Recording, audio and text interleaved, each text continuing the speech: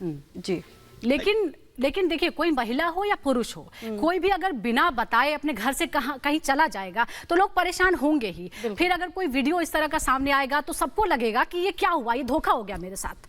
नहीं, ऐसा कुछ भी उन्हें ऐसा नहीं लगा होगा कि धोखा हो गया है। ठीक है, वो स्टार्टिंग में उनको एकदम से लगा कि हाँ वो वहाँ चली गई है। और वैसे भी स्टार्टिंग मैं ऐसी जगह गई थी और उससे पहले मतलब मैंने घर में जैसे कुछ लोगों को, जैसे कि मदर है, मेरी अपनी बेटी है, समझदार है, और मैंने उसके साथ जब मैं बातचीत करती थी उसको भी सब कुछ मालूम था। और मैंने उसको बोला भी था कि मैं जाऊँगी। बोला ठीक है, आप जाना है तो जाना, और ठीक है।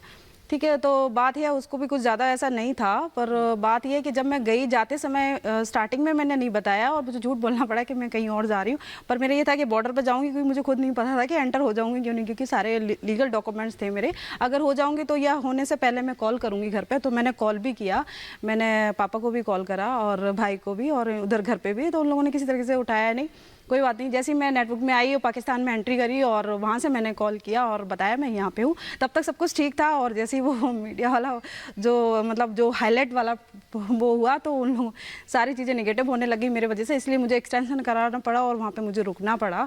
और इस कारण से मुझे रुकना पड़ा, और जो मुझे वो करना था वहाँ पे वो मैंने किया।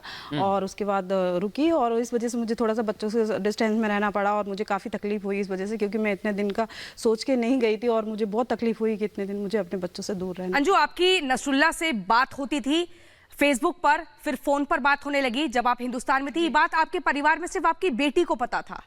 ये बात घर में भी पता थी, और कि मैं बात करती हूँ उनसे, और बेटी को तो रेगुलर उसके साथ हूँ, तो जाहिर सी बात है उसको भी पता था कि मैं उसके साथ सीरियस हूँ और बात करती हूँ इस तरीके से। शादी करेंगे ये भी सोचा हुआ था?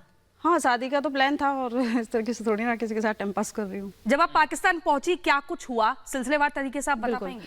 हाँ, मैं वहाँ पे गई हूँ, और जिस तरीके से वहाँ मैंने एंट्री करी, और वहाँ पे जाके सुबह पहुँची थी। काफ़ी दूर सफ़र था, परदीर काफ़ी दूर है, तो सारा रात सफ़र की, सुबह 5 बजे पहुँची। और खूब अच्छे से उनके जो घर वाले हैं सब ने बहुत अच्छा वेलकम किया, और बहुत अच्छा रहा वहाँ का सफ़र।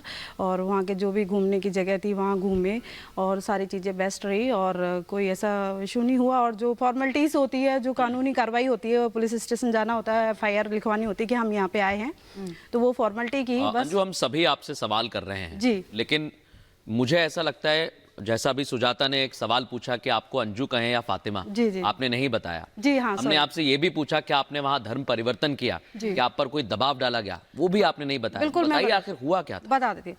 आप मुझे जो वहाँ का जो सबसे प्यारा नेम है वो मुझे दिया वहाँ पे, और मुझे फातिमा भी बुला सकते हैं और मुझे अंजू भी बुला सकते हैं, क्योंकि इंडिया में मेरा जो लीगल नेम है वो अंजू है, और मैं अंजू ही हूँ यहाँ के लिए अभी।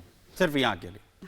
हाँ, वहाँ के लिए भी हूँ, वहाँ पे भी मुझे अंजू नाम से ही जानते हैं। नाम बदल चुकी? नहीं, नाम तो बदल ही गया ना मेरा, पर वहाँ पे भी तो मुझे अंजू नाम से ही जानते हैं। धर्म भी आपने बदल लिया जी। है। तो अरविंद फिर कहाँ गलत है जो उसने आरोप लगाए, आप बिना उसे बताए, जो आपके पति हैं लीगल तरीके से हिंदुस्तान में जी, वो जो आप पर आरोप लगा रहे हैं, बिना बताए आप चली जाती हैं, उनकी नॉलेज में नहीं होता है, वहां जाकर आप निकाह कर लेती हैं अपनी वर्तमान में शादी होते हुए, पति होते हुए, जो भारतीय कानून के हिसाब से पूरी तरीके से गलत है। तो अरविंद ने जो आप पर आरोप लगाए हैं वो कहां गलत है?